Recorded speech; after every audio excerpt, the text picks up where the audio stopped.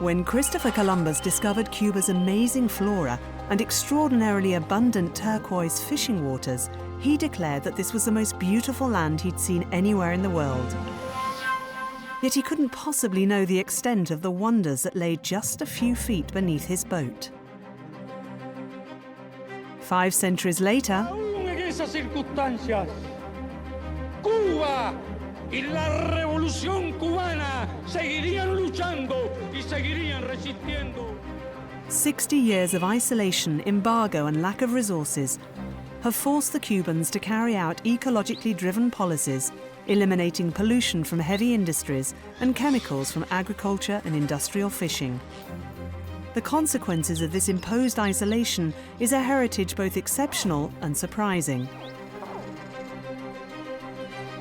Cuba has remained a natural paradise, unique in the world.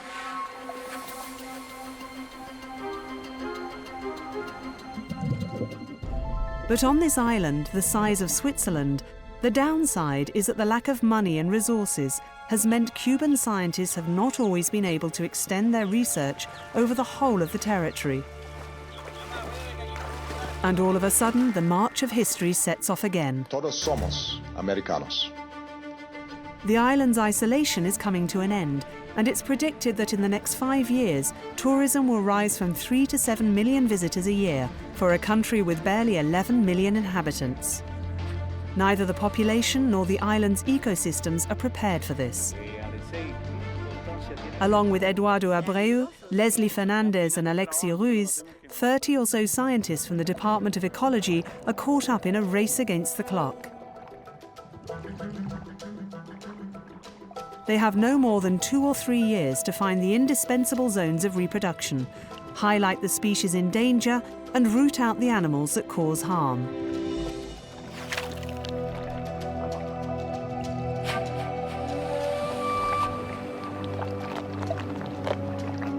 A huge task, which will make it easier for the natural environment to absorb the avalanche of tourists while preserving the unique character of the island.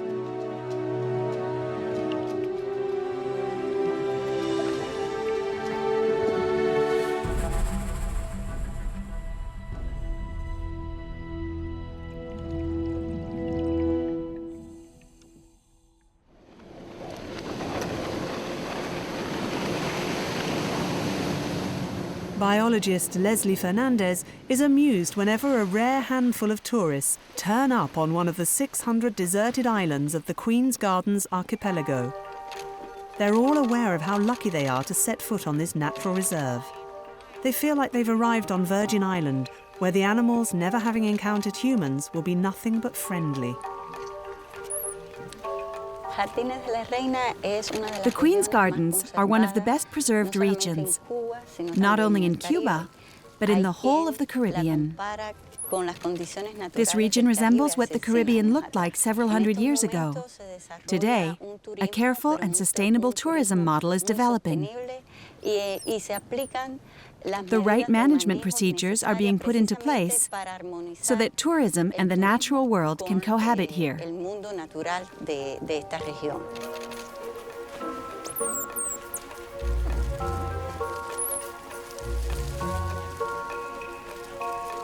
If it looks like the land-based iguanas are posing for photographs, or if the Cuban hutia, one of the last descendants of a now extinct rodent family, are cheerfully accepting food from the tourists, it's because this is all about the animals observing the humans and not the other way round.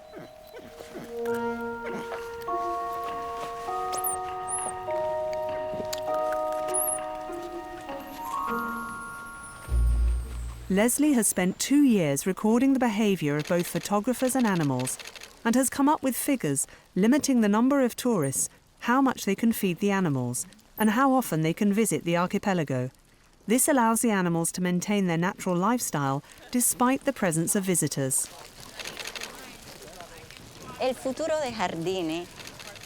The future of the Queen's Gardens.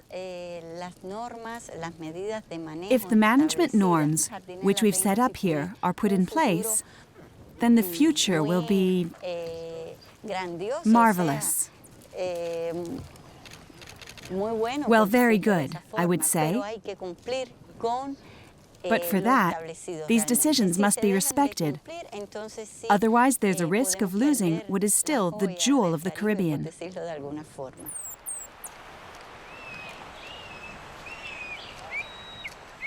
Taking advantage of these timeless moments of tranquility, none of the tourists are aware that there's a real menace circling the island.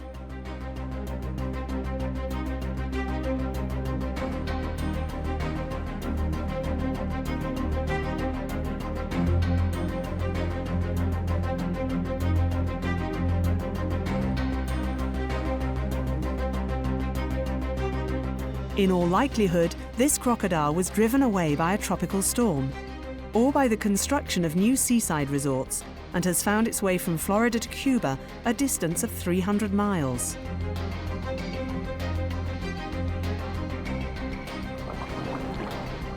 Just like many tourists, this newcomer set out looking for a haven of tranquility. But in the case of this crocodile, it was a life-threatening quest.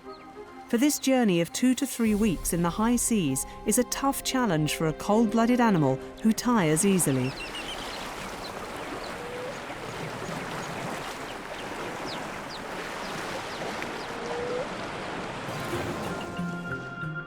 If this acuto crocodile, also known as the American crocodile, had come alone, the Cuban ecosystem would have no problem assimilating it into its rich natural world.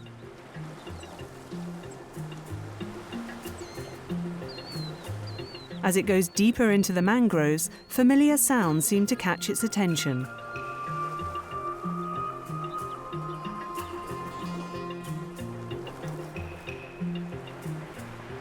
Getting closer, it comes across a colony of cousins from Mexico, Puerto Rico and Florida.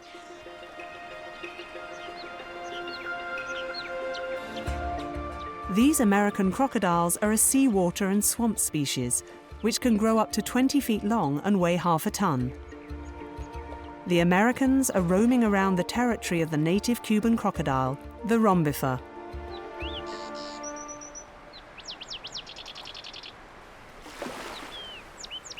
These are much smaller animals, 2.5 meters long and weighing less than 100 kilos, and whose population barely number 3,000. This makes them the rarest crocodiles in the world. Eduardo Abreu is in charge of the natural reserve of the Zapata Swamp, and his job is to ensure that the American crocodiles do not encroach into the 500 square kilometer territory of the Cuban crocodiles.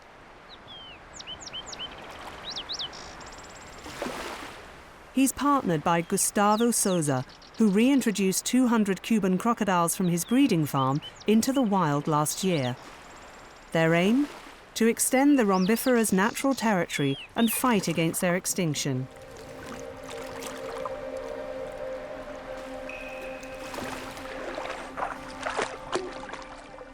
Gustavito, let's try and find the eggs.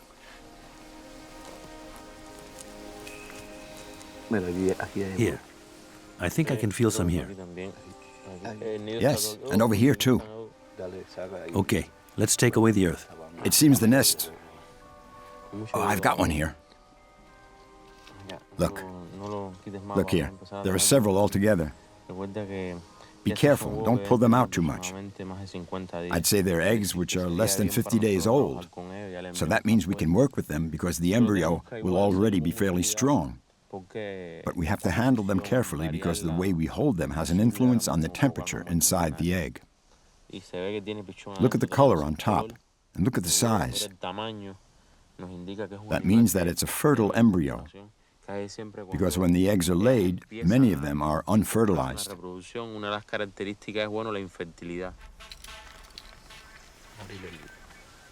85.65 millimeters. Width, 42.67.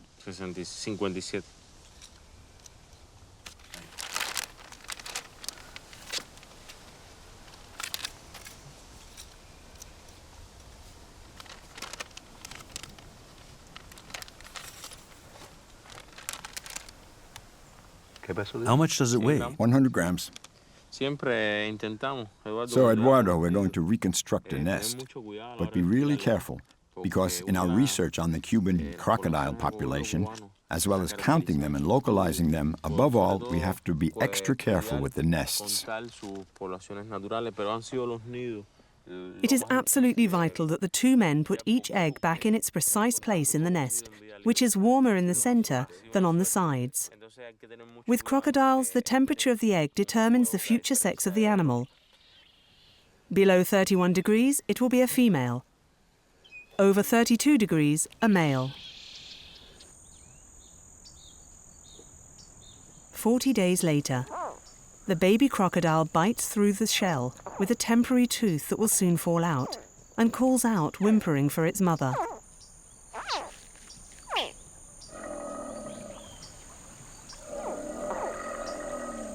The mother's response is to entice them into the water.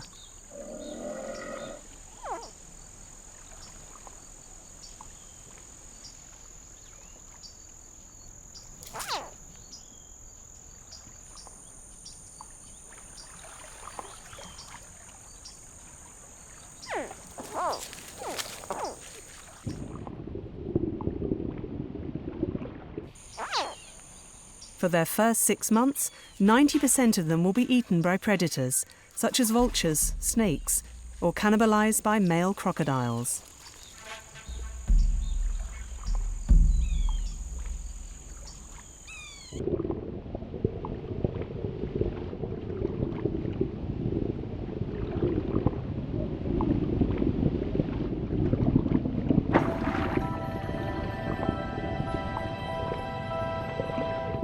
Having made it to the river, the safest place for them, where their mother lying on the riverbed can keep an eye on them. The babies then have to avoid a major danger, being carried away by the current and losing the protection of their parent.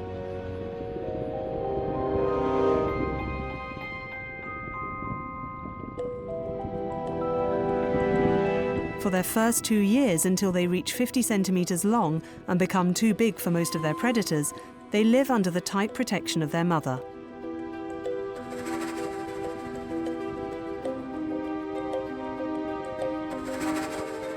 Luckily, they're also protected by the biologists of the natural parks, for otherwise this species would not survive alongside the huge American crocodiles.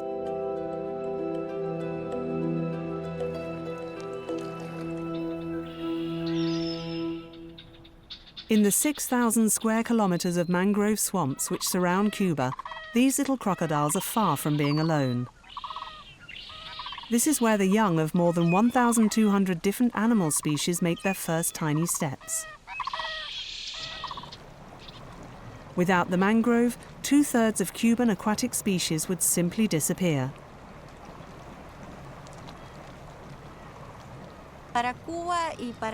In Cuba, and in the Caribbean in general, mangrove swamps are where the most biodiversity can be found. One can observe an incalculable number of species of fish, which find not only refuge here, but food. During their early months, the fish's offspring can find dozens of little hiding places within the ecosystem of the swamps.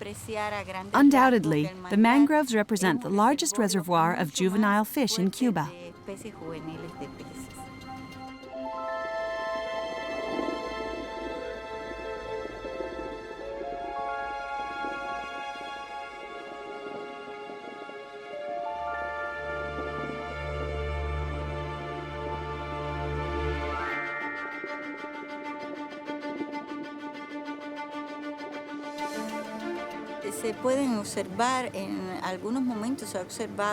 And it's possible to spot in several places other young fish from open sea species, such as barracudas or even sharks. So, in fact, the visible part of the mangrove is not only an ecosystem, which is of vital importance for the reproduction and the protection of dozens of vertebrates, such as birds, and for a certain number of mammals, but also an area which is indispensable to the survival of marine species.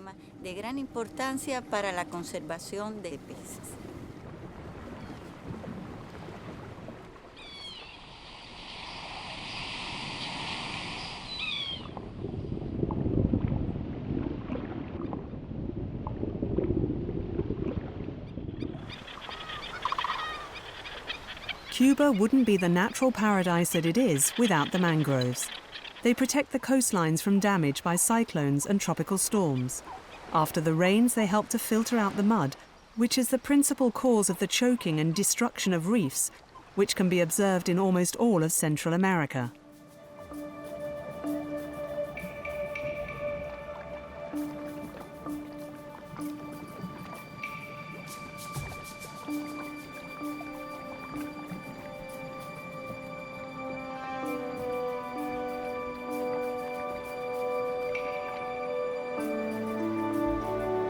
Once they get past the juvenile stage, during which they're too small to defend themselves, ocean fish swim out to the place where the rest of their lives will unfold. The 2,000 kilometers of coral reef which surround the island of Cuba.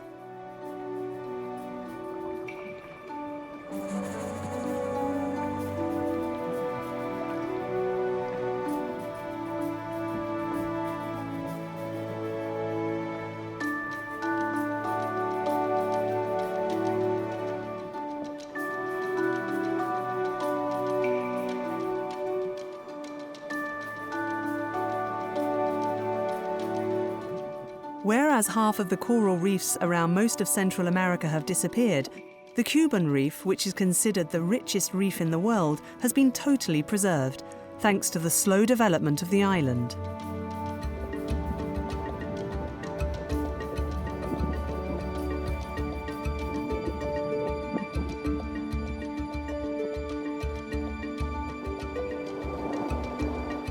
This fragile ecosystem houses more than 900 species of fish, 50 types of coral, and 200 types of sponge.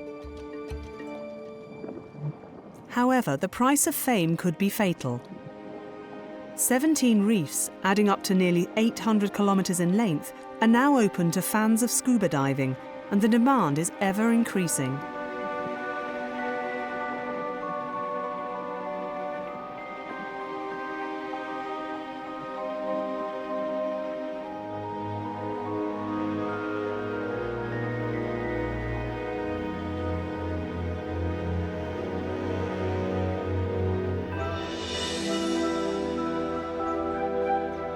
For the moment, a balance seems to be maintained, and everyone goes about their business. Like these parrotfish in the throes of their love dance.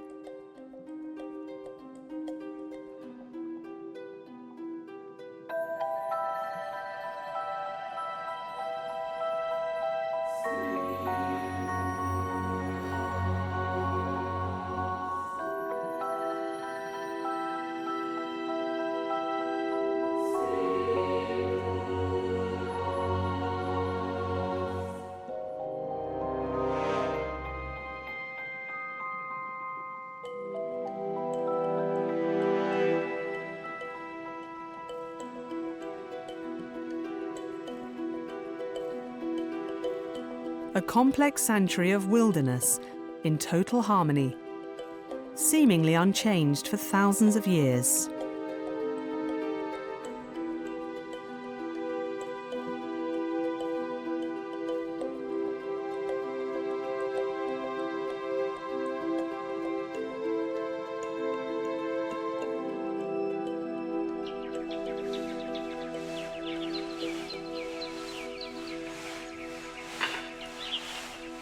Faced with the predicted arrival of mass tourism and the lack of a proper hotel infrastructure, the government has authorised the local population to build a certain number of guest rooms in private houses.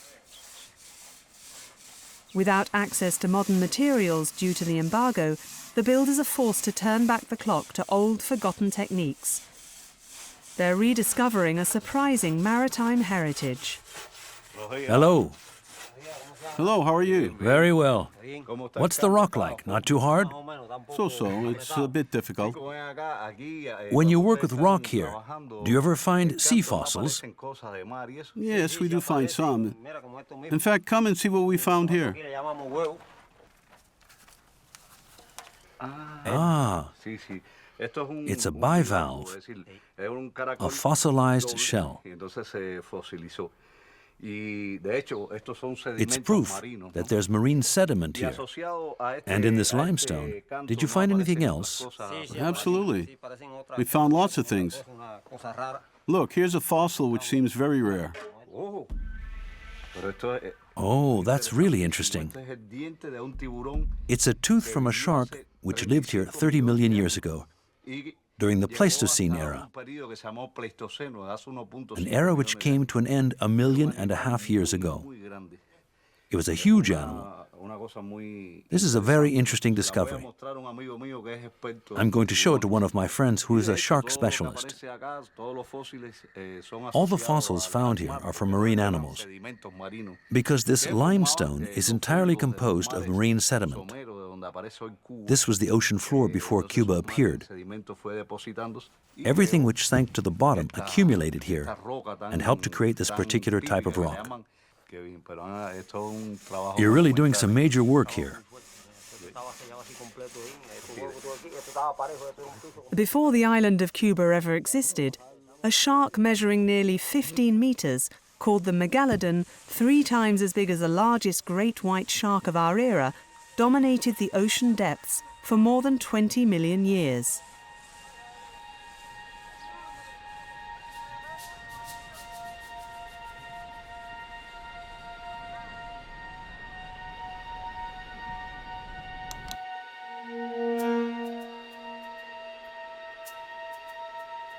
The megalodon is the largest predator that's ever existed. A force of nature, weighing 40 tons and as long as an articulated truck. The species became extinct 1.5 million years ago, having no suitable prey to feed on. But sharks are still widely prevalent around Cuba, including the silky shark, which took over when the megalodon became extinct.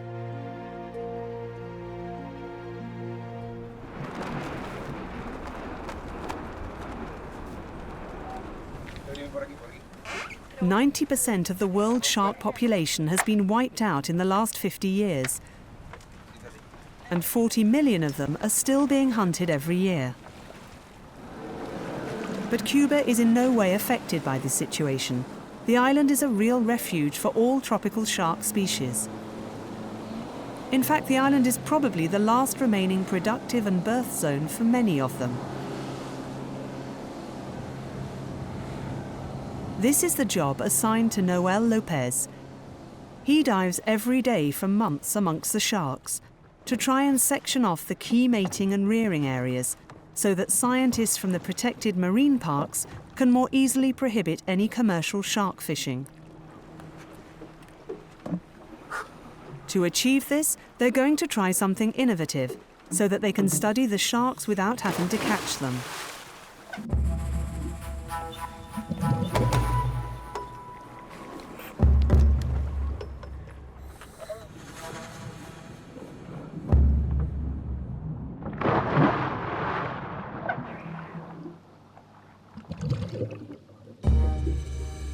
These sharks coming towards them are silky sharks, animals which are 2.50 meters and are reputed to be fairly aggressive, involved in 6 attacks a year.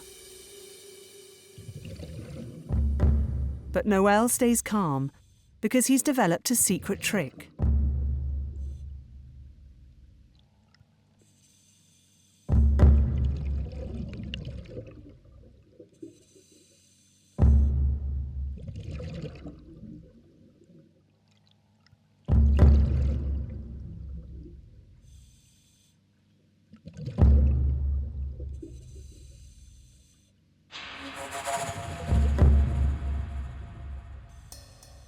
Shark skin is covered with ultra-sensitive sensors, which allow the animals to detect the slightest movement within a range of about 100 meters.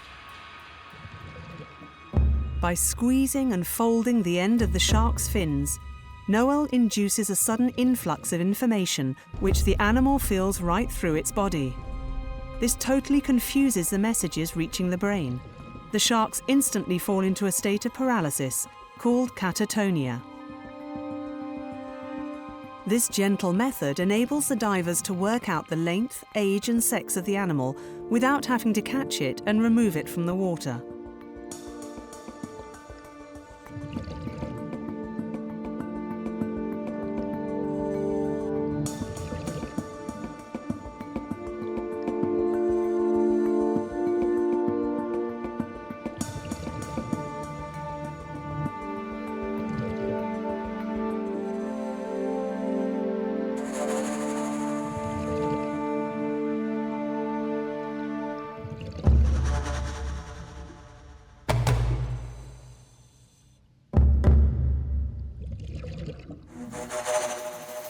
What the divers have noticed is that the different sharks observed in this part of the reef are exclusively females. What's even better is that one of them has a metal tag that Alexei Ruiz, the Cuban shark specialist, had placed on her. So where had she been all this time? More research will be necessary.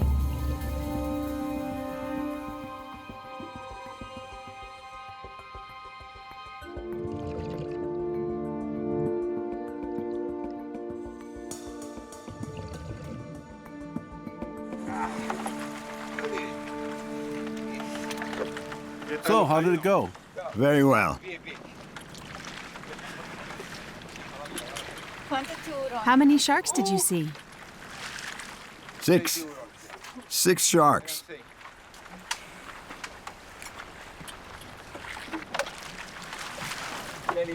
We saw a tag, number 57. One of them had a tag? It was number 57. We didn't see it straight away because all the seaweed was around it. But once we got her still, we cleaned her up. So number 57. It's quite difficult to get them to be completely still. Each shark has its own personality. Some of them don't really like it.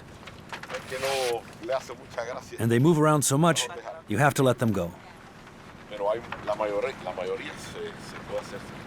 But for the majority, it works fine. And you can read the tags or put ones on. It's the same every time. If they move like this, it's because they don't like it. And so it's best to let them go. If they don't like it, they can turn around and bite you. You have to wait and do it just like you do it. And as soon as they turn like this, then it's fine. This test, which has been carried out many dozens of times, has always come up with the same result. There are only females. Since they take themselves away from the males when it's time to give birth, this would suggest that there's a rearing area close by. So this reef will be classified as untouchable for the 4 months corresponding to the birth cycle.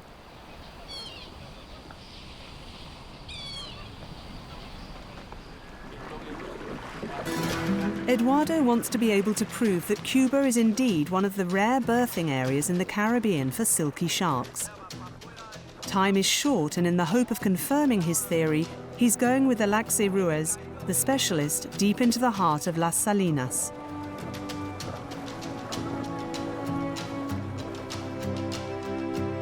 If baby ocean sharks have been born in this southern part of the island, then it would be in this environment, protected from predators, that they would have spent the first few months of their lives. To make future research easier, Alexei takes routine measurements of each area under study.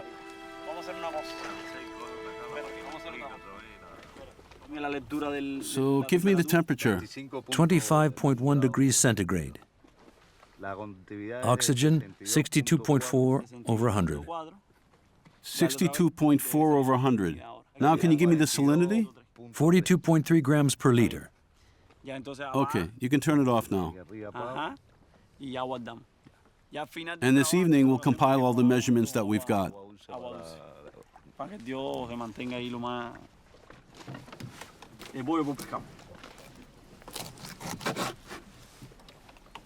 In these murky waters saturated by sand, it's almost impossible to spot the baby sharks. They have to be caught, and so to do this, the biologists use barbless fishhooks, which are less harmful.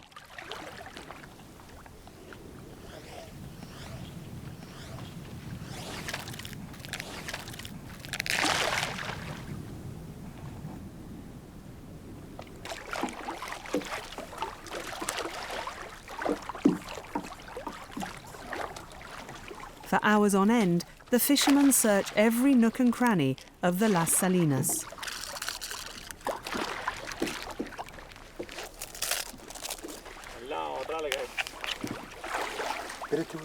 There's a shark here. Look, over there. Over there on the right. It's taking the bait.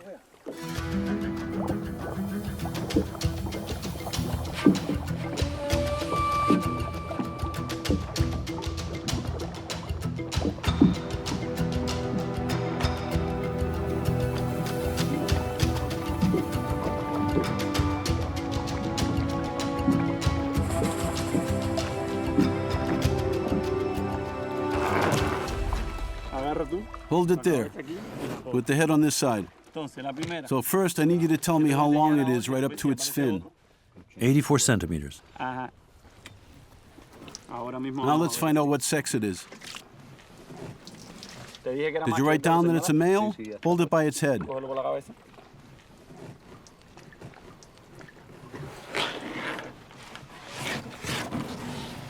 Lift it up. Can you see the claspers? Both male sharks and rays are easily recognizable, since they're the only marine animals to have two penises, the evolutionary remains of pelvic fins. The two organs are never in use at the same time. Give me the outer measurement. Outer? 2 centimeters, no more.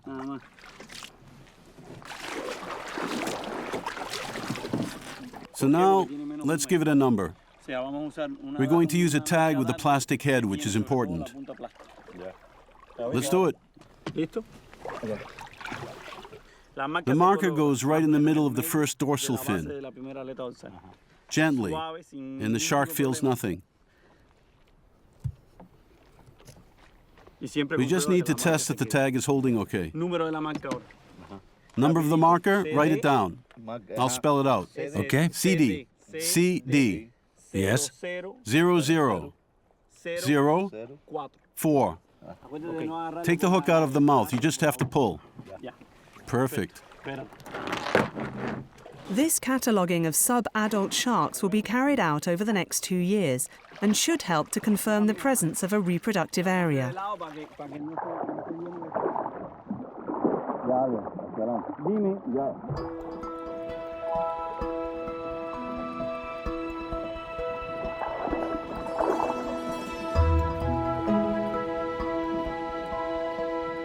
From now on, protecting the reef means no commercial fishing, no permanent building projects, and no water sports over the 1,000 square kilometers of Las Salinas.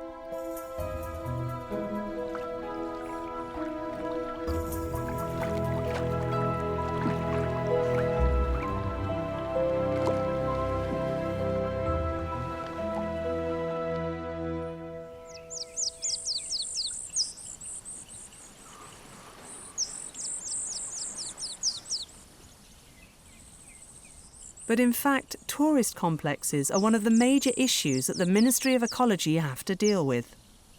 On the northern coast of Cuba, Punta Hicacos and the Cayos Blancos make up a group of islands 22 kilometers long.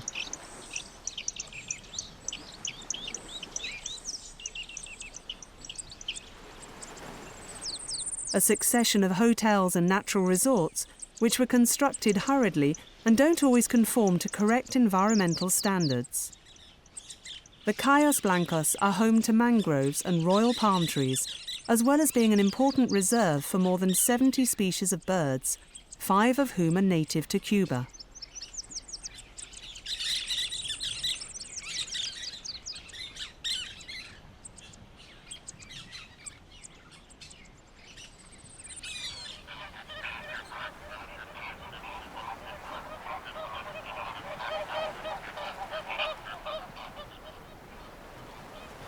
This archipelago is an almost perfect example of how tourism and nature can be integrated, something Cuba would like to extend elsewhere.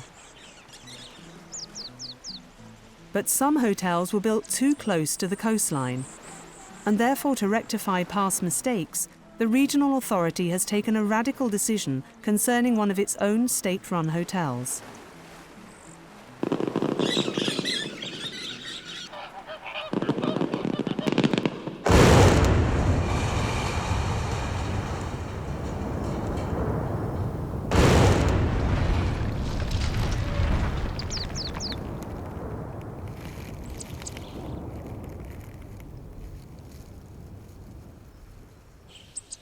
From now on, in Matanzas province, it's tourism which must adapt to nature and not the other way round.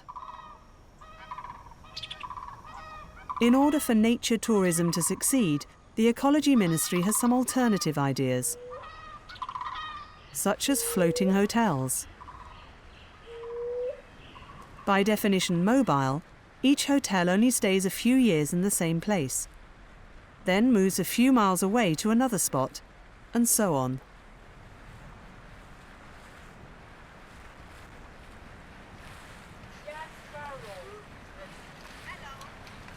Hey, how you doing?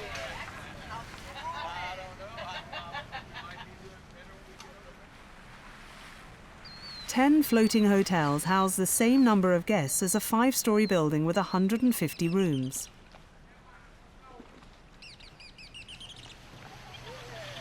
The impact of tourism is therefore spread out and short-lived in any given area. Nature can then take all the time it wants to recover once the mobile structure has moved on.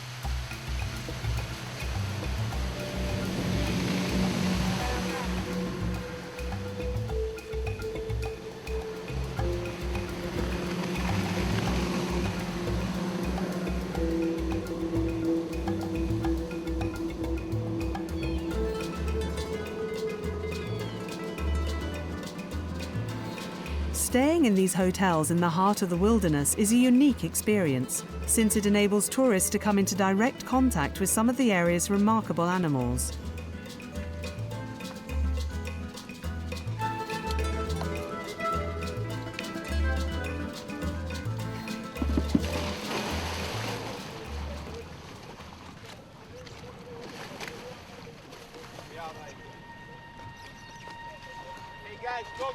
Noel's expertise means that he can offer tourists the chance to dive with sharks.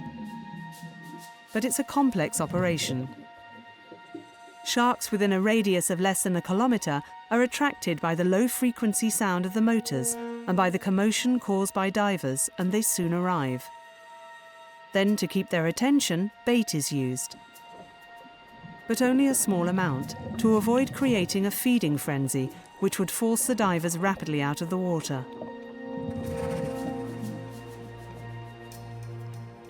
Once the sharks start swimming calmly around the divers, a box filled with bait is lowered into the water.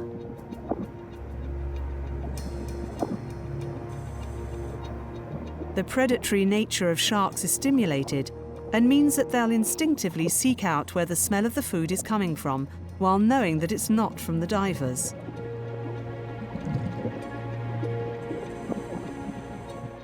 But in order for this technique to work all year round, Noel has to change area and shark group for each dive.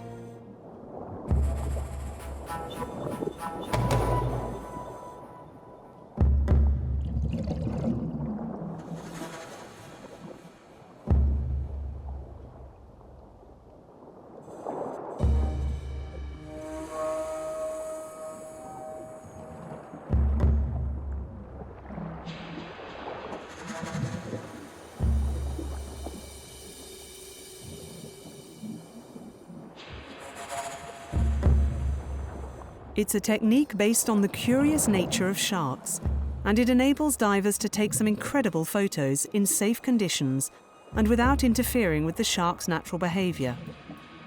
But danger still exists.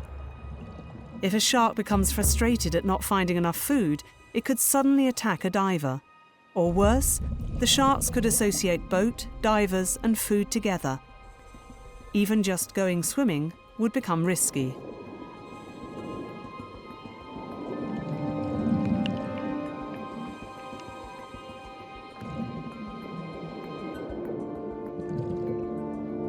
In the interests of Cuba's natural habitats, Noel and the Office of Marine Parks once again have put in place extremely strict measures to regulate this perennial activity.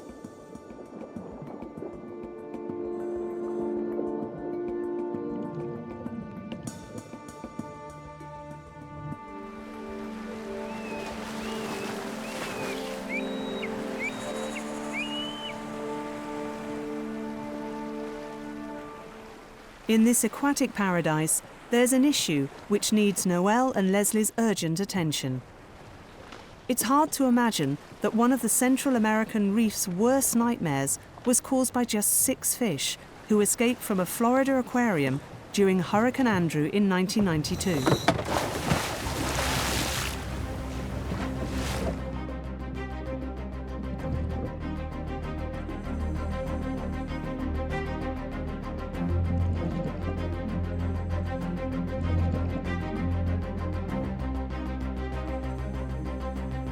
The lionfish, originally from the Pacific, has no natural predator in the Atlantic. And each female lays 2 million eggs a year.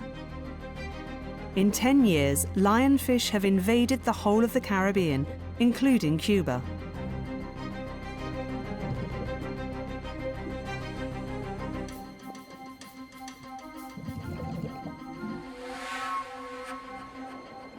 Half of the species present in the reef today are in danger of being replaced by this pest.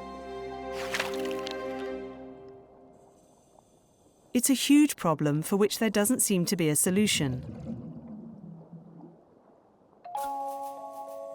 But back in the familiar surroundings of the Queen's Gardens, Noel has patiently been developing a most original idea. He discovered that in their native Pacific, lionfish are eaten daily by groupers and sharks.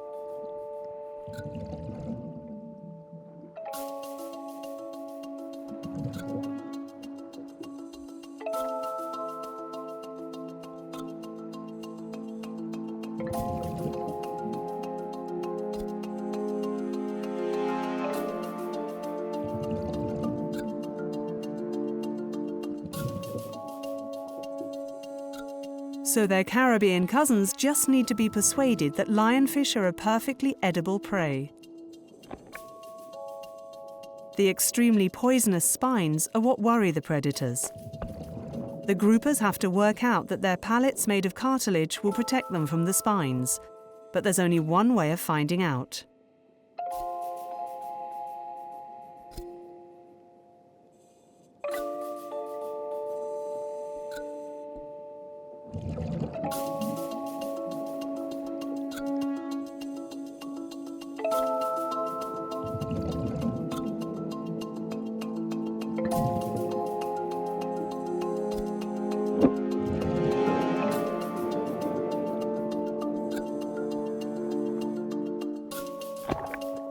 After months of trying, mission accomplished.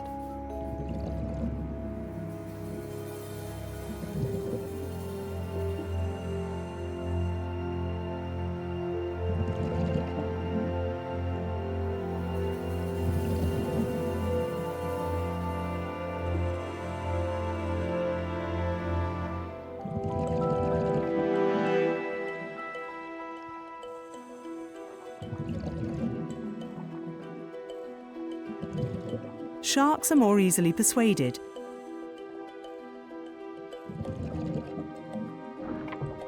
They also have pallets of cartilage which don't get damaged by the venomous spines.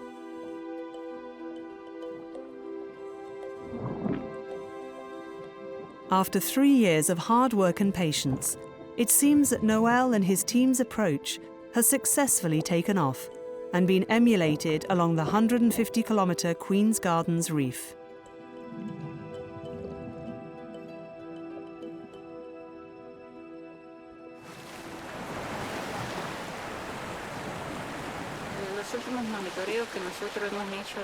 The latest reports we've received have shown that there's been a reduction in lionfish density. This means that their population has decreased. With your experience, what do you make of that? There have been articles explaining that it is possible, in order to reduce the threat of lionfish, to teach different predators to eat them. That's something that really interests me, the idea that fishes can learn. Do you think that's true? I don't think so. I know so. We now have proof, as well as what we've observed ourselves, that anywhere there are predators, lionfish are almost nowhere to be seen. That clearly shows that lionfish are being preyed upon.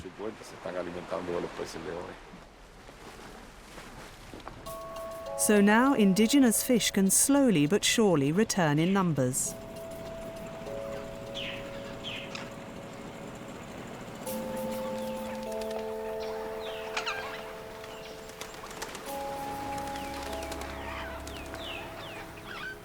Faced with the ever-advancing wave of tourism, Leslie and Noel are never short of imagination when it comes to inspecting and protecting the health of the coral. They've come up with the most remarkably inventive technique. It enables them to inspect nearly 200 kilometres of reef in 100 dives.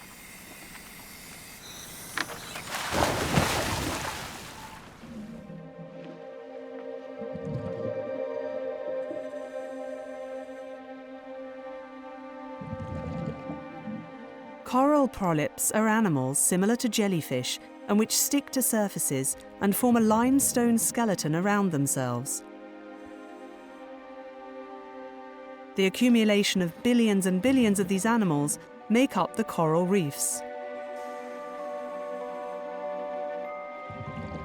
Bioluminescence is the light produced by certain living organisms, and healthy corals produce this light, although it's not easy to see it.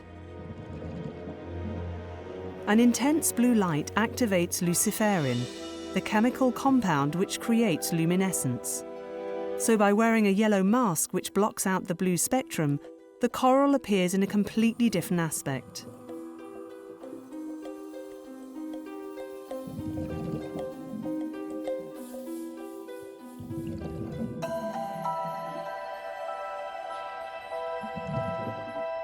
Green, yellow, orange, red. Each variety of coral has its own vibrant colour.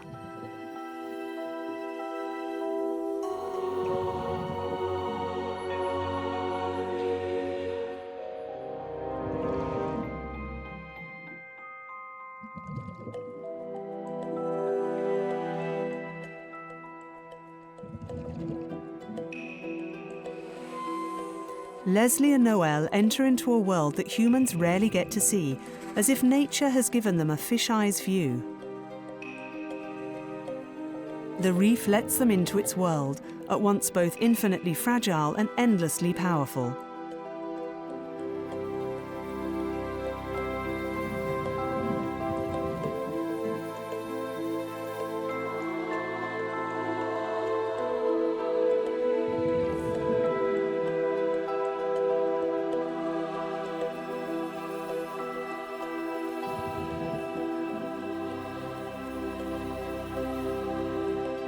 Seen from this angle, it's hard not to agree that the Cuban reefs are full of life.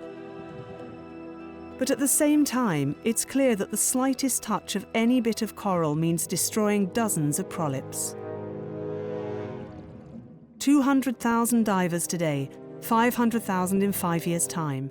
How many more in 20 years? The reef won't be able to survive in the long run.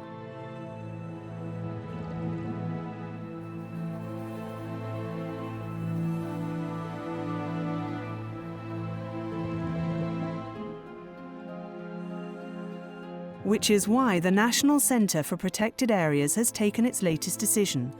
There are to be no more dive centres set up in Cuban marine parks, and the numbers of divers will be limited annually. This is the only way that this particular wonder of nature will be preserved for future generations.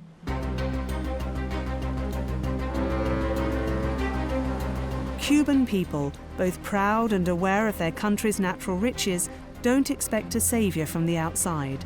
5 centuries after Columbus's arrival, the first cruise ships sail by in almost total indifference.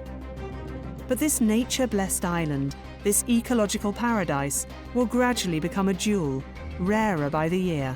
And who knows if the younger Cuban generations will be able to offer the same resistance as their parents and safeguard their unique country for generations to come. Or will they give in to the ever-increasing pressure from those in search of the thrills and sensations which interfere with the fragile natural balance of island?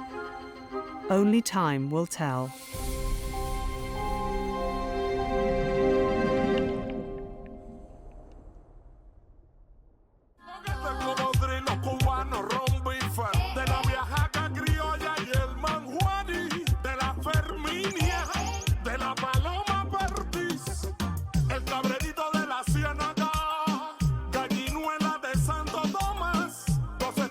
Mamíferos, 31 de reptiles, sistema peligroso.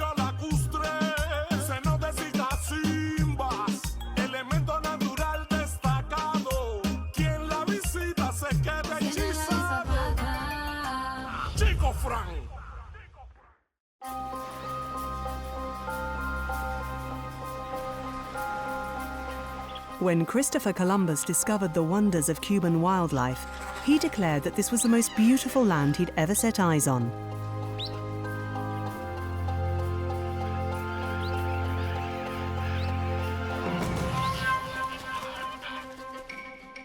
Five centuries later, Aún en esas circunstancias, Cuba y la revolución cubana seguirían luchando y seguirían resistiendo. 60 years of lack of means, isolation and embargo have led the Cuban people to adopt an ecological strategy with little or no pollution from heavy industry, without chemical agriculture, and with a non-existent industrial fishing fleet. The result of this forced segregation is a legacy which is as unexpected as it is exceptional. Cuba has remained a unique natural paradise. Dozens of species which have vanished from neighbouring countries continue to live here, and the Cuban mangroves are amongst the richest in the world. On the flip side of this coin, this lack of means has often prevented Cuban scientists from carrying out in-depth studies of their territory that is the size of Switzerland. Suddenly, once again, history moves into action. Todos somos americanos. The isolation of Cuba will soon be a memory, and it is anticipated that in the coming 5 years, the average number of tourists will go from 3 to 7 million in a country of barely 11 million souls. Neither the Cubans nor the ecosystem of this island are ready for this human avalanche. Eduardo Abreu is one of about 30 scientists from the Cuban Department of Ecology who are suddenly caught up in a race against time. They only have 2 or 3 years in which to find essential reproduction zones, inventory the endangered species, and eradicate the invasive intruders. A huge task which will allow Cuba to absorb the avalanche of tourists at the same time as conserve the unique characteristics of this ecological wonderland.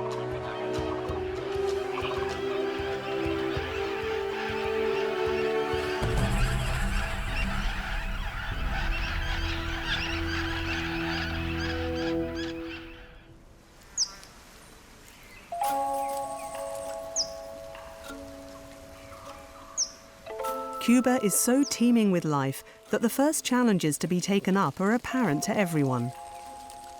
Each year after the first rains of April, a phenomenon takes place in Cuba that is seen nowhere else in the Atlantic. Several million red crabs leave the humidity of the mangroves and the forests to go back to the sea in order to lay their eggs. But to achieve this, they must cross a dangerously busy road.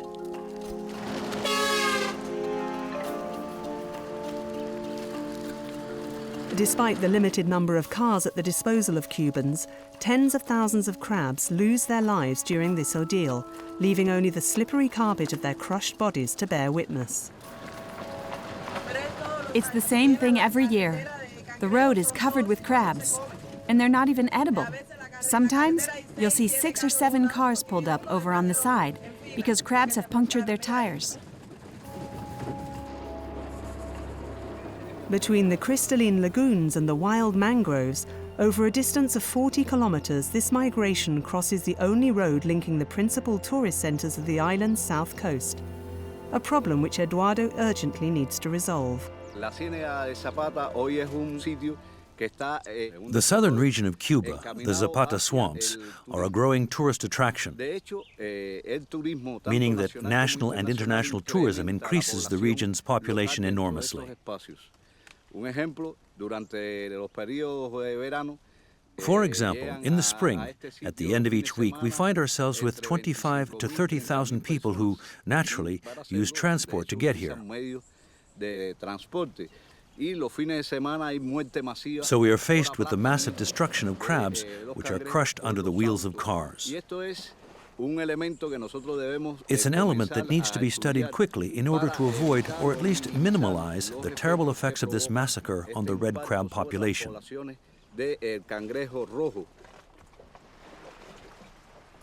This large-scale massacre, in addition to its direct effect on the animal population, upsets the process of natural selection. It is no longer the strongest which survive, but those who are lucky enough to dodge the traffic.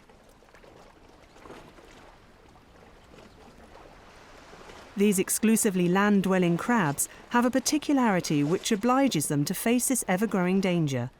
Each female has to leave her 85,000 eggs in the calm waters of the Caribbean Sea, where the young crabs spend the first stage of their development. Paradoxically, if a female falls into the water while laying, she drowns.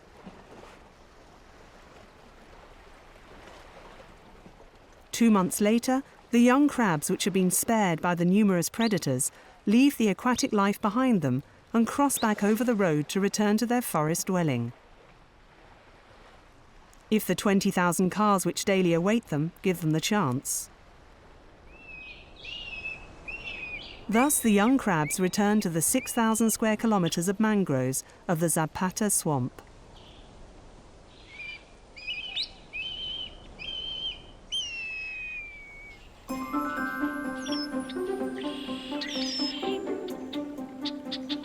For the moment, this young hutia, one of the last Cuban representatives of a vast family of Caribbean rodents, the largest of which was the size of a bear, only has one enemy to look out for: the Cuban crocodile.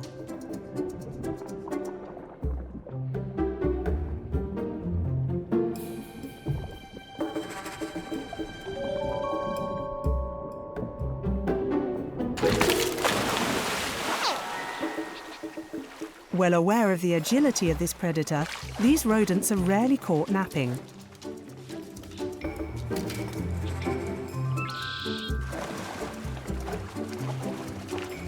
But a new enemy, freshly arrived from Florida, could upset the tranquility of their existence.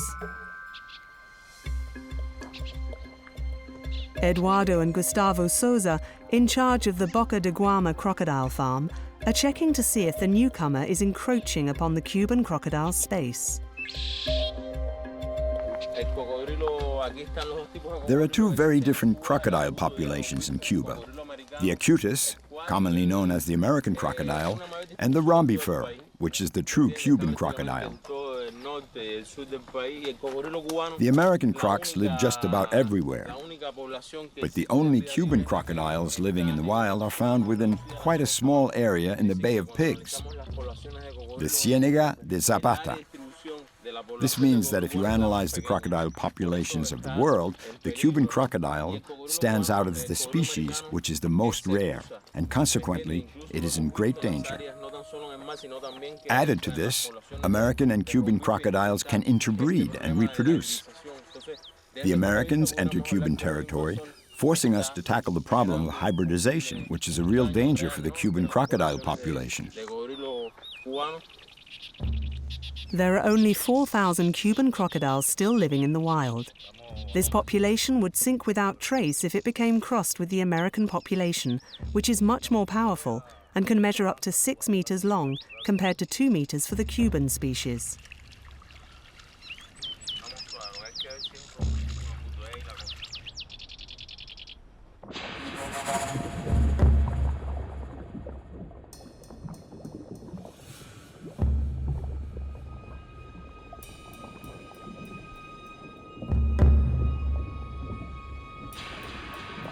Inquisitive by nature and not afraid of man, the rhombifur willingly comes into the open to watch any unusual goings-on. Let's go forward.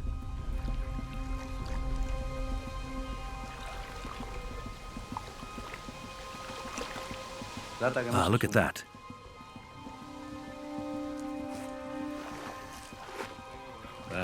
Try to stop it from diving.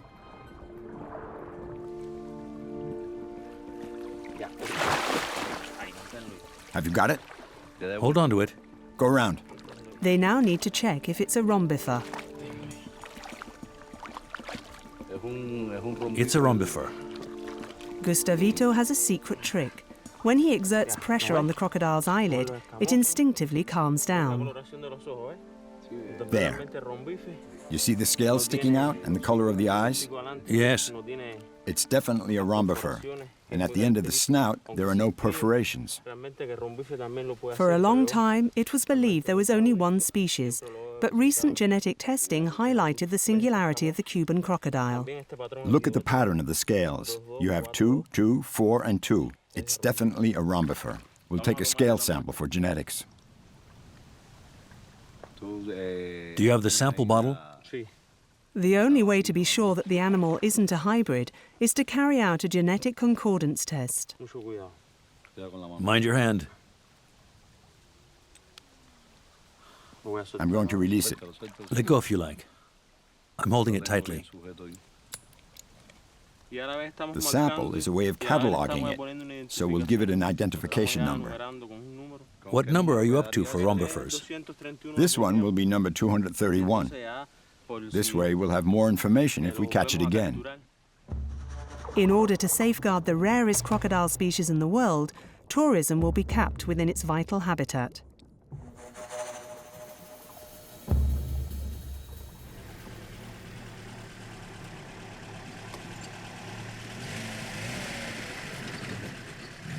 The crocodile is an emblematic Cuban animal. The very island itself is crocodile-shaped. This species is certainly one of the major representatives of the Ciénaga's endemic wildlife. Eduardo meets up with Lazaro Vinola, who is writing a thesis on the history of the Cuban crocodile.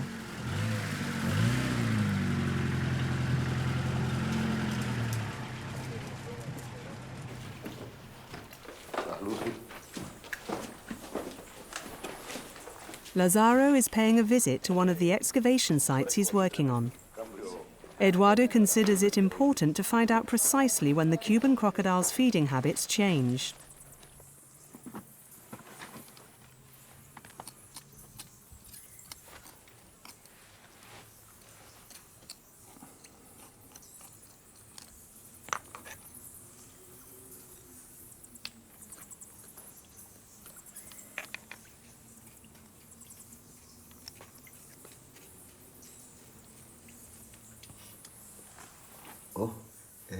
Oh, it's quite clearly the tooth of a crocodile, and a large one. Yes. And what species do you think this tooth belongs to? Based on just one tooth, it's very difficult to tell the species.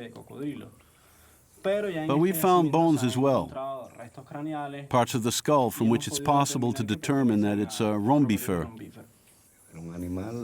Quite an imposing animal. Yes. It needed a lot of meat, an animal weighing... More than 200 kilograms. Wow. Cuban crocodiles of the time could grow to be much bigger than they are today. How come? Partly because their prey was bigger.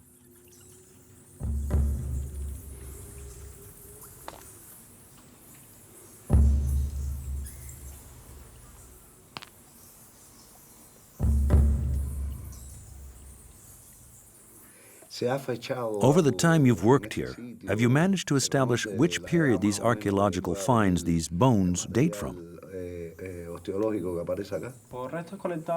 The first relics were found in this cave at the end of the 90s by a researcher working in collaboration with the American Museum. By using the carbon-14 technique, he managed to determine that these remains are all about 5,300 years old. Right, so they're extremely old. That places them in the Holocene era. Yes, and during that era, there was no human presence in Cuba. The present-day crocodile population is only a fraction of what it was in the past.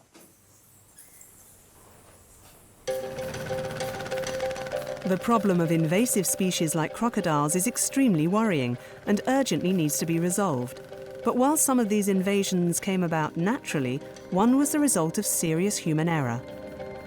For the last 2 decades, the fish in Cuban rivers have widely fallen foul to an insatiable predator, a pest which is ousting from some of Cuba's endemic species and pushing them towards extinction.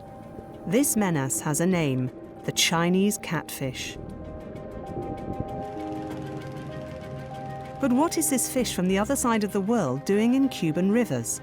This is a major subject of conversation between different generations of Cuban biologists, those of the revolution like Eduardo, and those of the generation of changes like Yaniel, Eduardo's son, who only has a few years to protect Cuban wildlife as best he can.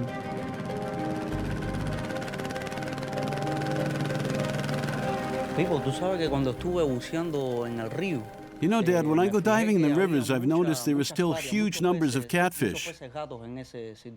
How long have they been in Cuba? Because the quantity of them in the rivers today is unbelievable. In the early 2000s, the catfish was introduced as a way of resolving the population's food question. At the beginning, the idea was to fill the locks with this species in order to stop it escaping into the wild. But they hadn't counted on cyclones.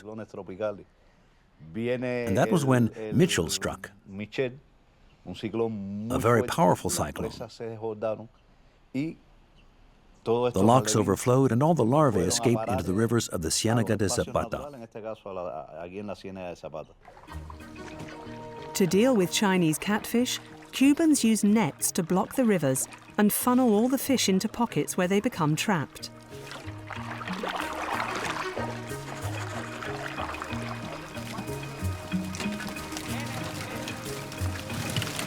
This technique allows the fish to be kept alive for several days.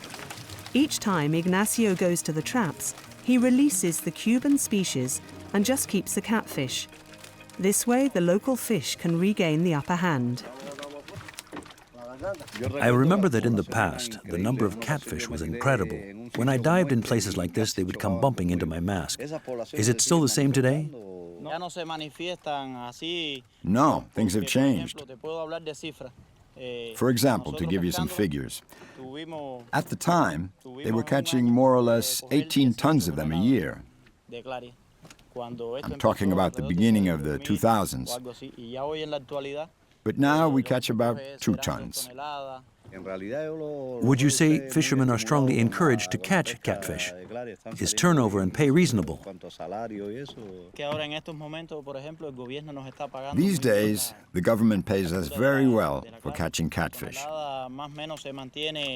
It's fixed at around 2,500 pesos the ton, and it's paid in convertible currency.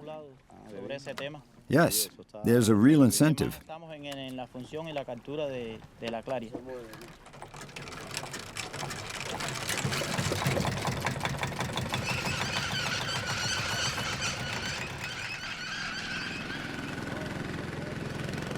Nobody foresaw the extent of the catfish invasion and its destructive effect.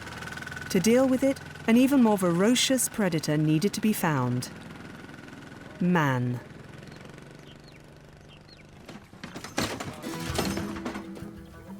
Because time is precious, Eduardo and Yaniel have already taken up a fresh challenge.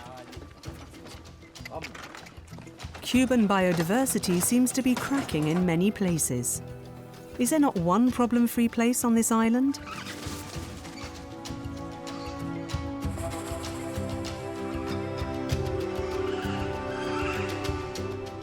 There exists in Cuba a secret, mysterious world, a domain which few Cubans know of, and which only the island's animals frequent.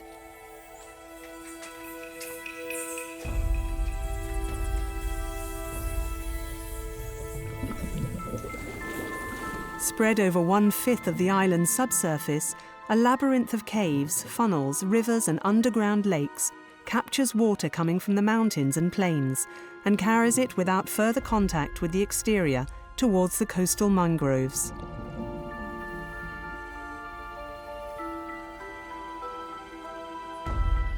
A world which only reveals itself once every 1,000 years, when the roof of a cave collapses, opening a window into this unknown domain and its enigmatic inhabitants.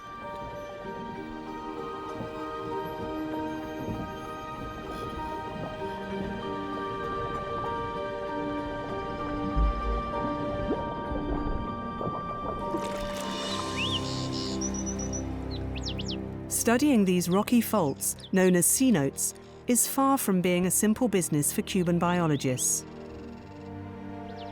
Although some are easily accessible, most of them are hidden within hundreds of square kilometers of frequently impenetrable mangrove.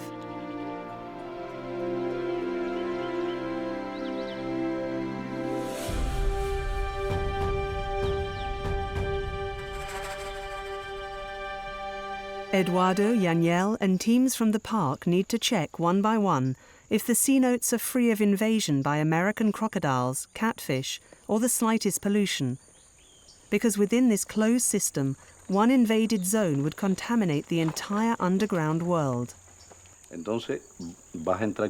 Right. Get into the water carefully and keep your wits about you while you're exploring the cenote. Be careful. Crocodiles can be dangerous and appear out of nowhere to attack you.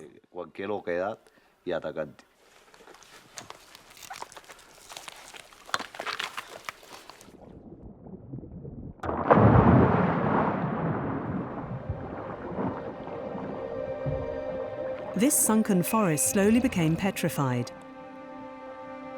In the first 10 meters, the clear fresh water arriving from the mountains favors the proliferation of algae, which give everything a ghostly appearance.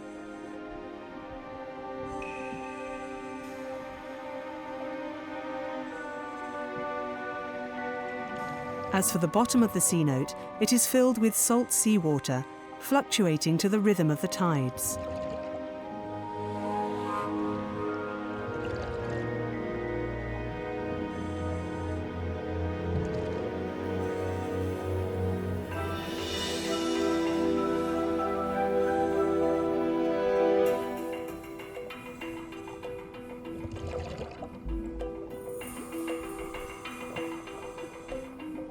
Where the two layers of different water meet, they play together and twist and intertwine without ever uniting.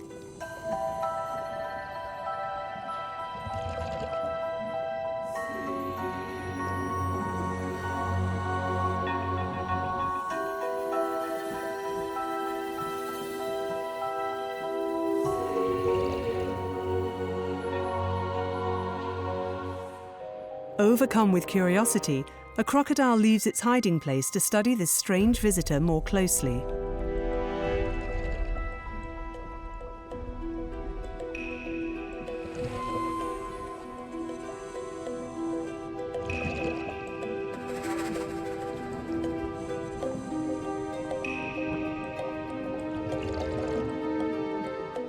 Another inhabitant, one of the strangest, also comes to take a look. A manjuari or Cuban gar. It's a very rare animal, a genuine living fossil which has existed in its present form for 100 million years. It's probably the evolutionary link between fish and mammals.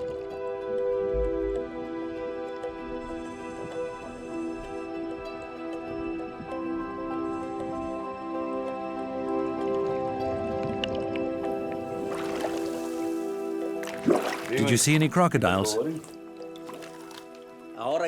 Just now as I was coming up, there's a little cave, and that's where I saw one. Huge, a good 2 meters. I saw it twice, unless there were two of them. Then on the way back, I saw a fish about so big, very slender, with a muzzle a bit like a crocodile's, and lots of teeth. That's a manjuari, and indeed, its name derives from its teeth. In the original Cuban language, aruaga, manjo means many, and ari means teeth. And a major part of this fish population has links with the cenotes, where the living conditions are favorable, and they have an easy access to the mangrove swamps. So it seems that the Cuban gar, which was thought to be dying out because of the catfish invasion, has found a safe haven in the closed system of caves and cenotes of Cuba.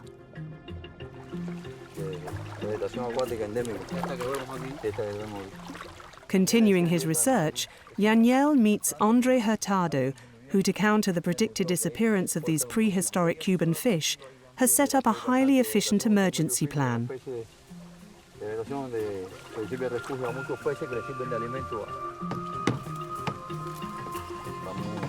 We'll put river water in this container.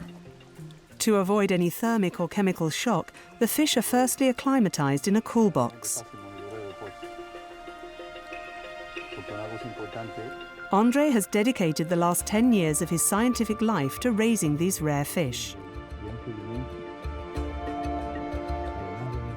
For the first time in decades, baby Cuban gar returned to the rivers which catfish stole from their parents. In order to save endangered species, we've set up a reproduction center for different fish which are endemic to Cuba, like the manjuari, in order to produce larvae. Seeds for the future, as you might say. We raise them, and when the conditions are favorable, we release them back into the wild to bring the population back up to its original level. That's the idea, and that's why we're here today with park employees to attempt some reintroduction.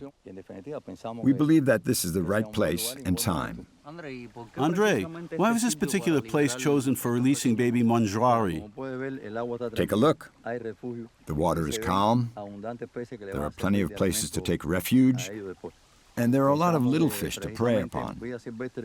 In our research, we've observed that habitats similar to this are where they are the most numerous and healthy. For the biologists from the parks, careful management of these largely uninhabited mangroves and rivers could provide the island with a way of balancing tourism, economic development, and preservation of its natural heritage.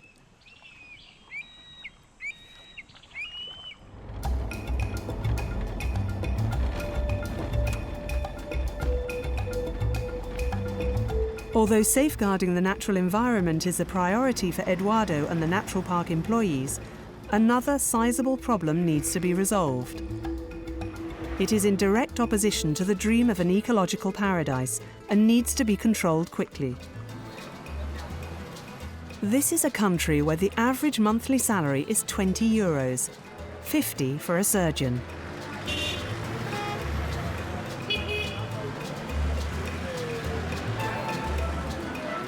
At certain difficult moments of the revolution, like the so-called special period following the withdrawal of Russian aid to Cuba in 1990, poaching was for some the only means of survival. The growing demand of tourists for exotic souvenirs arouses the greed of those looking for easy money. And tourists arrive in ever-increasing numbers.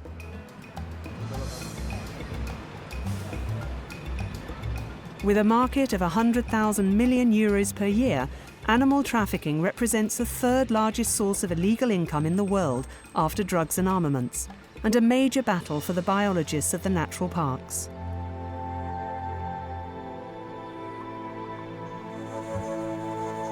We are in the west of Cuba, in the Pinar del Rio region, the territory of a symbolic animal of the island. The Cuban parakeet is very rare and appears on the Washington Convention International Trade in Endangered Species list.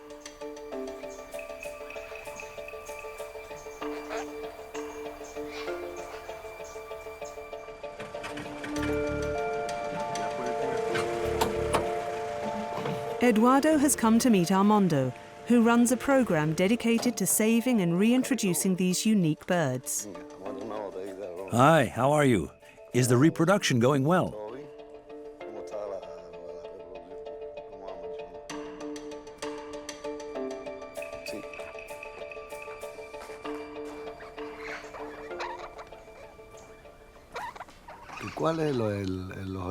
What's your goal with this breeding program?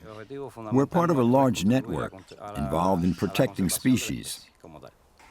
But our principal concern here is the Cuban parakeet. Why? What is the problem with the species today? The problem is that a lot of people want to keep them at home. They're captured to serve as pets. There are already problems specific to this island. We're in the path of cyclones and tropical storms which destroy the environment, and in particular the palm trees where the birds nest. Now we have to add the even bigger problem of poaching. With so many people wanting parakeets as pets, the market price has gone up. How much do they cost now? That depends where you buy them. Here in Jagüey Grande, where they are captured, they sell for about $20 to $25. But when you go further afield, to Varadero, you're talking about $40 to $50. In Havana, one bird can sell for $80. $80? Yes, $80 in Havana. At that price, it's not surprising that the species draws attention. And is the problem just at a national level? No, there are poachers who manage to get them across the borders? Yes, They get round the controls and take animals out of the country. We learned recently that in Mexico, for example, Cuban parakeets have been sold for 1,000 euros each. Wow. At that price, it's very worrying for the future of these birds. A bird sold in town for 80 euros represents 3 or 4 months' salary. Even on a small scale, this trafficking is an easy source of income. For the moment, the 20 or so couples released each year are enough to keep the Cuban parakeet population stable, but an increase in tourism will inevitably result in an increase in demand. And bird trafficking is not the only such business.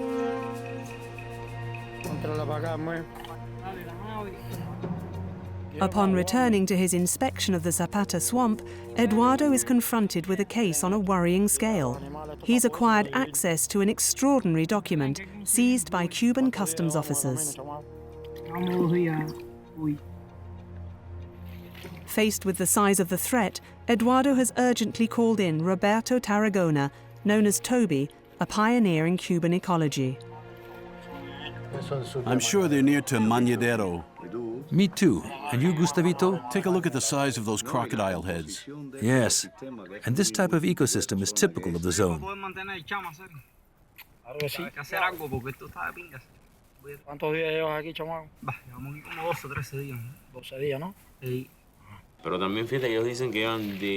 Listen carefully to what they're saying. They traveled 3 days and hunted for 13 days to capture those animals. That means they're increasing their activities and going deeper into the mangrove each time. How many animals do you think there are on each boat? To be certain, we'd have to watch the whole video. But there are between 50 and 60 animals. The boats are so weighed down that the poachers can't even get on board themselves and are having to push them.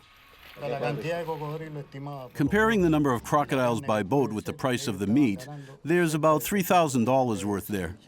That's quite a sum. $3,000. $3,000. Now it's no longer a question of survival. You're right. It's to make a fortune. This video proves that there's a demand. This is only going on because there's a market. But what market, Gustavito? Eduardo, tourism, of course. Tourism. Of course, increasing tourism. Tourism is the root cause of this. Of course. It increases the demand for the meat of crocodiles and other wild species. The only alternative we have is to increase production of crocodile meat in the rearing farms in order to satisfy demand. Nobody foresaw that demand would be so high.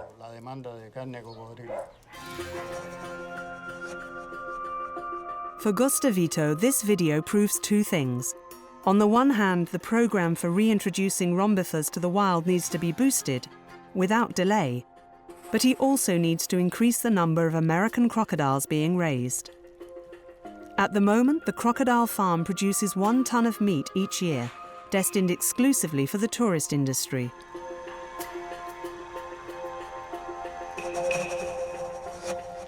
To satisfy the urgent demand from hotels and restaurants and thereby discourage poaching, production needs to be increased to 2 tons, starting this year.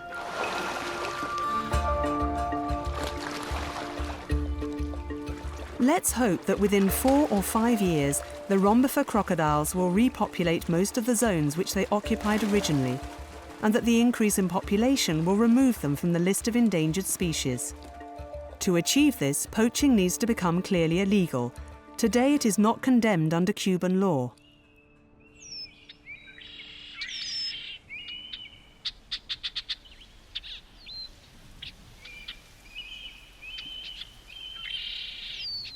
In numerous regions of the island, a major part of conservation work consists of taking an inventory in the field.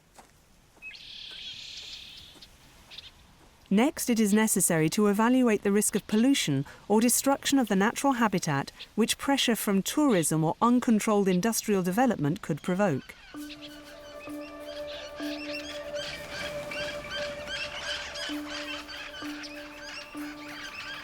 Today, Eduardo is taking a general inventory of the forests in the west of the country. Numerous animals which only now exist in Cuba answer the roll call. The the Cuban parakeet, of course, but also the dwarf frog, measuring only a centimetre long.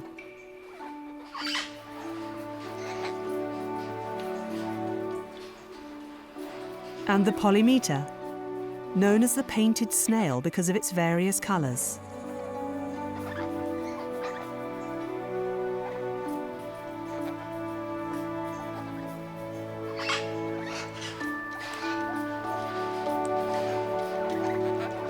The turkey vulture,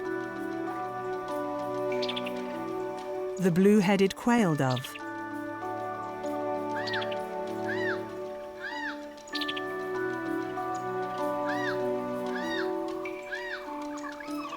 the Cuban trogon, or chocororo, which is the country's mascot.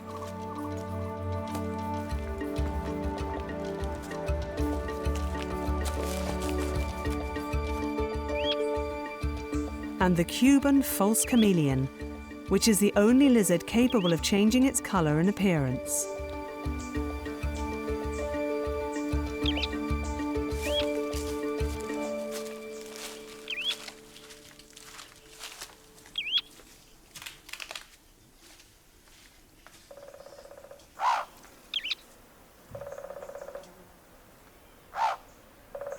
As for the green woodpecker, it is one of the forest's biggest builders.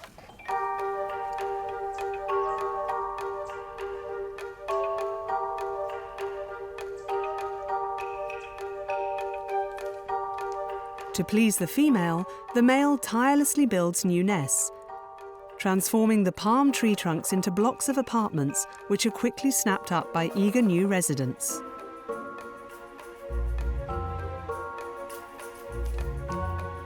But this noisy neighbour ruffles the feathers of certain night-working tenants, like the Cuban pygmy owl, which at 10 centimetres tall is the smallest owl in the world.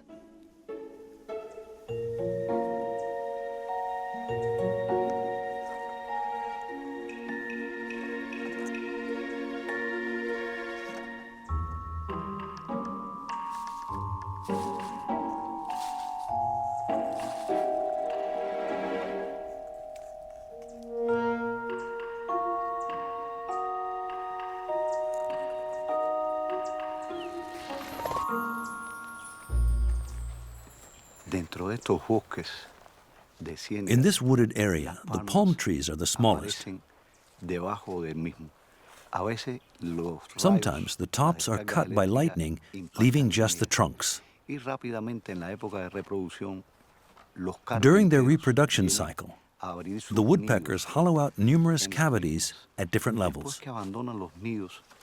And as soon as they abandon them, other birds endemic to the island, like the pygmy owls, parakeets, and parrots, take their place.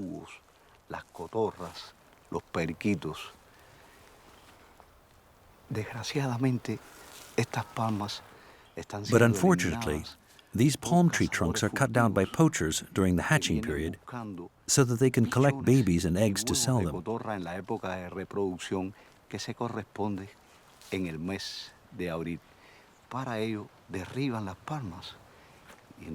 This results in less palm trees, and therefore less chance for the woodpeckers to build shelters, which means much fewer nests for other species.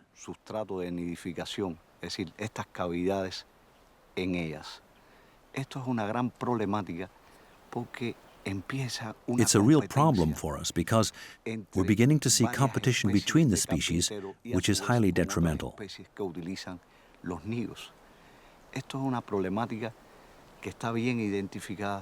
At this very moment, we're carrying out studies to determine which bird species live at which level of each palm tree trunk so that we can build artificial nests in other trees at the right height for each type of bird.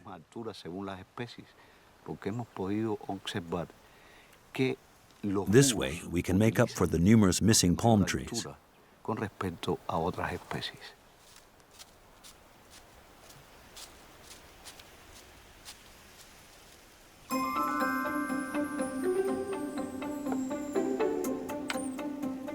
Clearly, being one of the rare small-sized wild mammals on an island isn't conducive to a restful life for the Reappears.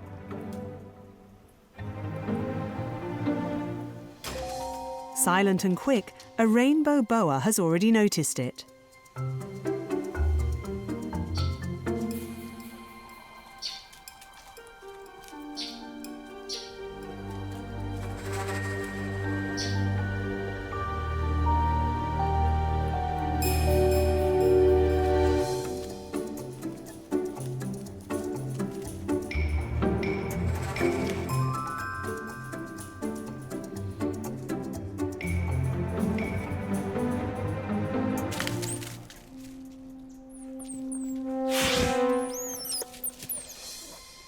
But once again, the agile little rodent gets away with just a fright. The Cuban boa is listed as an endangered species because its reputation as a hen thief turned villagers against it, and it has been relentlessly hunted.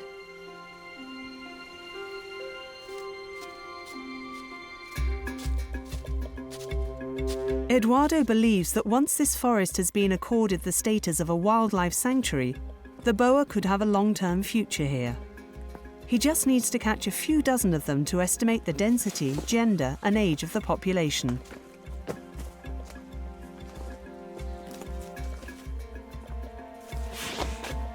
Easier said than done.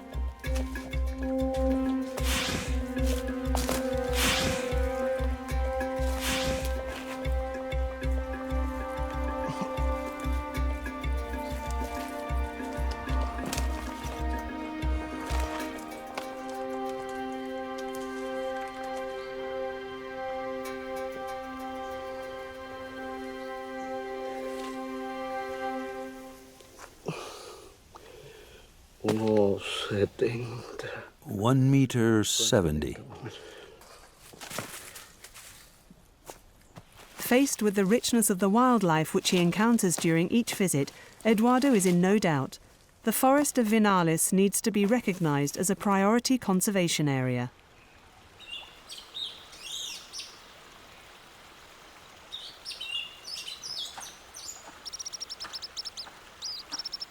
The biologists only have 1 or 2 years in front of them because the town is developing rapidly. Fortunately, the locals are already taking an interest in their natural heritage. Hi, Barnaby. Perhaps we'll be lucky enough to see a few zunzunzitos. There's always something to see. Just coming to the house attracts them. Oh, yes. They're always here for me. It's as simple as that. Of course, we live here together. Having scoured the woods for them in vain, I come here and can watch them with you. Look at them. They're waiting for us. It's true, they seem to be here for us. Almost invisible in the forest, the bee hummingbird is the smallest bird in the world. Hardly 6 centimetres long and weighing only 2 or 3 grams. Cubans call it zunzun because of the sound of its wings, which beat 80 times per second. It is one of the most vulnerable creatures in the Cuban forest.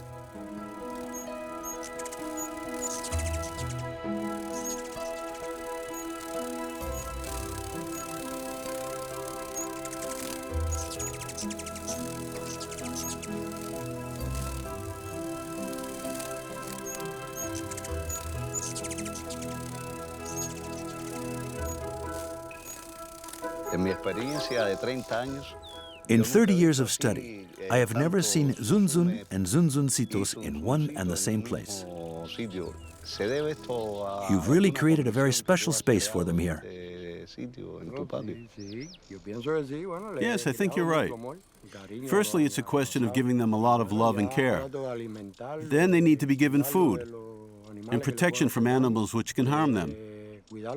I also protect them from humans who come with cages and arrows. I've made that impossible around here.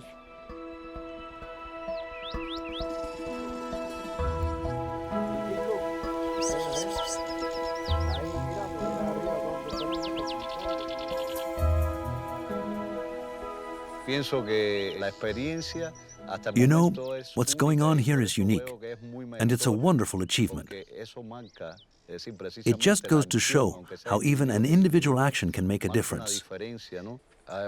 What's more, thanks to this example, people from the region are more careful about nature around them.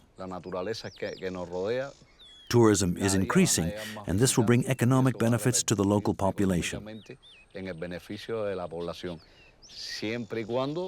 This is how we create the means to defend this area which we love and which is important to us. Yes, you're right.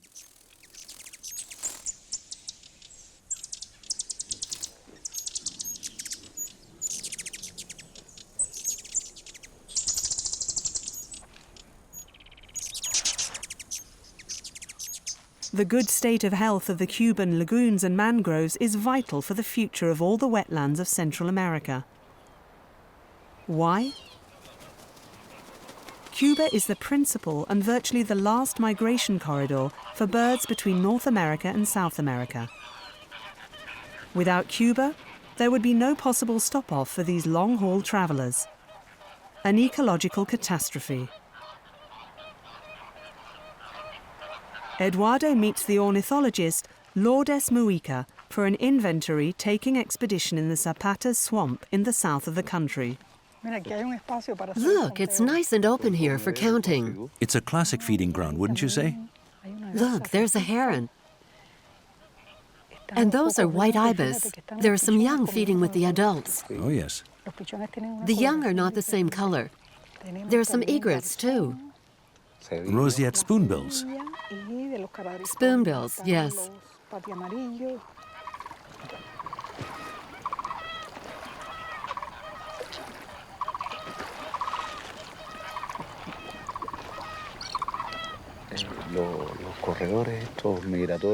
The Caribbean and Atlantic migration corridors you mentioned, how many bird species do they account for out of all the Cuban birds? Here, there are about 178 bird species migrating from the north and 14 coming from the south, which means to say that 77% of Cuban birds, out of the 379 existing species, are migratory. And believe it or not, you only see them twice a year. Now, September and October when they head south, and February and March when they go back to North America.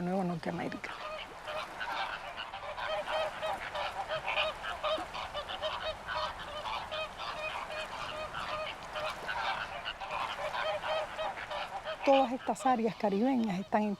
the Central American zones are interconnected, which means that all that we undertake here, in terms of species conservation, has consequences thousands of kilometers away in other wetlands, such as Yucatan, northern Colombia, as well as the Bahamas. This interconnection places an obligation on our government to ensure that the level of conservation achieved on the island is maintained.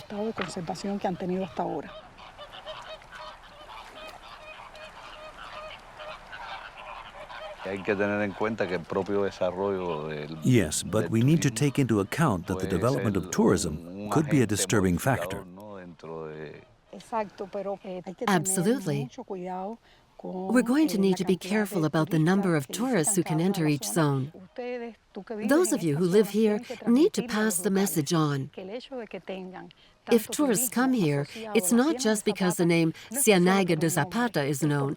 It's because it's a name associated with a totally preserved site where there are vast numbers of wild birds and species. This is a unique migration corridor. And this will only remain the case if birds can get rest here.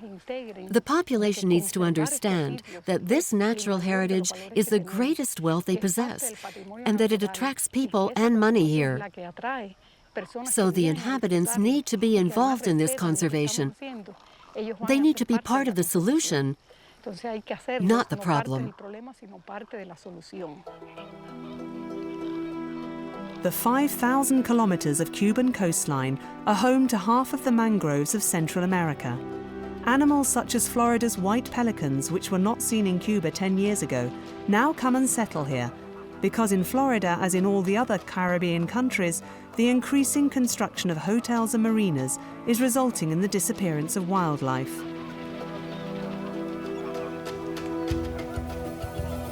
Will Cuba write the final chapter of this catastrophe by destroying the vital migration corridors? Of course, the answer is no. Cubans are much too independent, too proud of their particularity and their natural heritage for that.